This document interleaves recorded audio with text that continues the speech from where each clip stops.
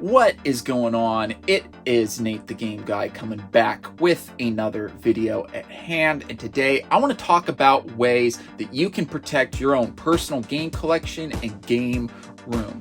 As you can see right behind me and throughout the multiple videos I've posted, I have a big game collection that I am very proud of, I cherish, I love, and I want to do everything that I possibly can to protect it. Now, I will be sharing a lot of ideas, and a good chunk of them I do use myself in terms of protecting my game collection and my game room.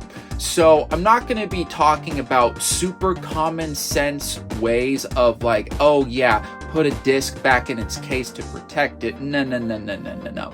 I'm going to be talking about some more practical ways on how you protect your game room and game collection. So without further ado, let's jump right into this video subject right after the intro.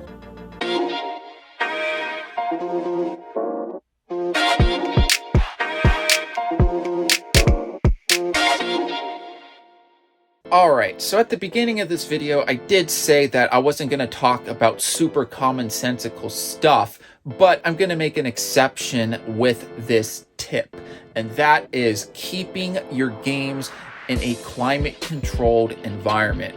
You would be amazed as to how many people I have met, seen, heard of over the years where people are doing the exact opposite, where people are keeping their game collection in the garage where it's not in a climate controlled space. So I know there's some people out there that may have AC or heating in their garage, but not everybody has AC and heating in their garage. Most people don't, where they'll keep their game collection in the garage or some shed outside, like their backyard shed, or in an environment where there's just no AC, no heating whatsoever. That is just so terrible for your game collection, not just games, but electronics in general. The weather will do some serious damage to your stuff over time. It will cause your consoles and your TVs and all that stuff to eventually break down over time. It can put your discs at risk for disc rot. For those that want to know all about disc rot, I will be linking a video somewhere where you can watch my video where I talk all about the background, tips, and all that stuff when it comes to disc rot. It's just a terrible idea to just keep your games outside of a climate-controlled environment. So for the second tip that I want to share when it comes to protecting your game room and game collection are hidden security cameras. So I'm not going to say specifically as to where I have and where I don't have hidden security cameras in the game room, because that is for me to know and for you not to know. After all, it would be really stupid of me to just be like, oh yeah, I have a hidden security camera in this section of the room right here. Don't want to do that. Here's the thing, if you have something that's really worth protecting and that you consider valuable in your opinion, you should have security cameras, because after all, you know, you'll have people over where hopefully like they'll be like your friends that you trust or family or whatever. And you know, sometimes even then you just don't know about people these days. Plus also think of this, you might have somebody over to help with the air ducts, or like say you have a plumber that's going to the bathroom next door or whatever, or an electrician trying to fix something that's in the game room, and then all of a sudden they see all these games or happen to know like which games are rare, and then they're like, oh yeah, I'm sure he won't notice if I just slip this game right by or whatever. You just, I mean, I hate to say it, but like in this world you really kind of can't trust anybody. So honestly, hidden security cameras, in my opinion, are a must for a game room and game collection. I won't give any specific recommendations as to which security cameras you should and shouldn't get, but I will say it is up to you, as it was up to me, to look online, shop places, and look around to see which securities do this or that, and to determine which is a best fit for you, so that way you can efficiently protect your game room.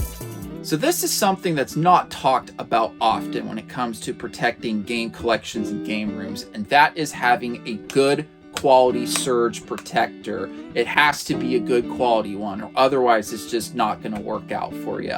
The reason why you want to have a good quality surge protector is because, happen to say you are playing a game, right, and you have a thunderstorm going on, or even if you're not playing a game, you just have like a lightning storm or some kind of just like, you know, just some unknown event that causes like the power to go out or just something to go out, right? There have been people where they've had consoles essentially become bricked, where they just don't turn on anymore because of like a power surge and all that, right? So having a good surge protector can prevent people from getting into cases such like that. So, you know, if you want to have like your Super Nintendo or NES, TurboGrafx, 360, PS5, whatever, right, that you want to be able to play down the line, and you know, you just don't want to have that happen, you know, this is a really good safeguard that you should consider having in your game collection and your game room, because trust me, you don't want to have any bricked consoles in your game room. Another way that I protect my game collection and my game room is keeping things out of direct sunlight.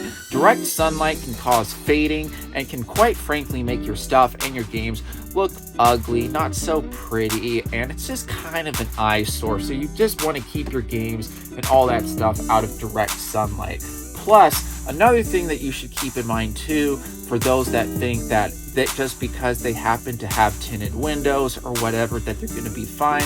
Tinted windows don't stop fading completely. It drastically slows down fading, but it does not get rid of fading completely. So whenever you are organizing your game collection and your game room and all that good stuff, right, it's one thing you want to keep in mind when keeping all your stuff protected is make sure to keep all your stuff that's valuable or whatever out of direct sunlight.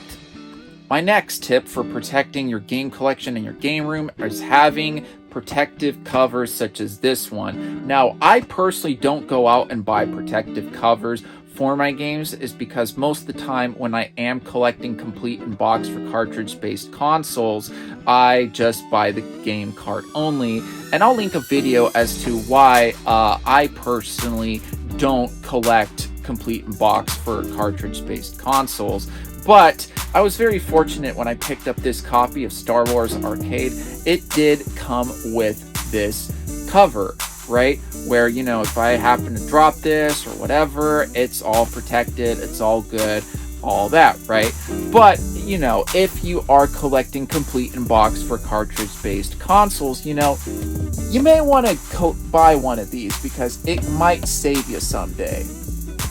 So my next thing that I want to talk about when it comes to protecting your game room and your game collection is insurance policies. Now, if you're a follower and a subscriber of Metal Jesus Rocks, you may or may not have seen the video of how he protects his personal game collection with his insurance policy that he has for his game room. So I'm not going to give any recommendations as to which insurance policies you should get or whatever, but I can say from seeing his video and talking to other collectors and also experiences on my end that I may or may not have, right, that there are insurance policies out there that can, you know, protect some of your valuables, which can also be your game collection. There are insurance policies out there that have been used to protect figurines, trophies, all that wonderful stuff, right? So if you are someone that is willing to put in a little bit of some money and is willing to go that extra step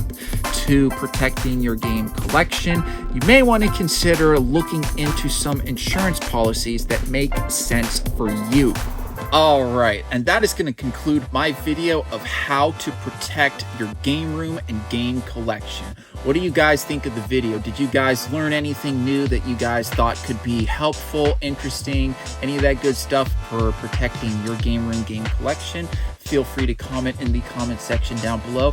Please share what are some tips that you personally do or use to protect your game collection. I would love to know. Give this video a like if you found the video to be educational, informative, entertaining, all that good stuff. And of course, please do consider subscribing because I make a lot of content when it comes to game collecting, game rooms, game related stuff. So if that's something that you're interested in, do consider subscribing. But if you're going to subscribe, don't forget to hit that bell notification button so that way you will be notified when I upload a video just like this. Now, one disclaimer I just want to throw right out of the way before I wrap this video up is with this whole advice guide, tips, information, all that good stuff, right? This is what works for me and me alone. So if for whatever reason you follow all these tips to an exact T and just, something doesn't work out, I'm just saying this is what works for me. What may work for me may not work for you and vice versa. But either way, I hope you guys did enjoy the video and I'll be seeing you guys next time.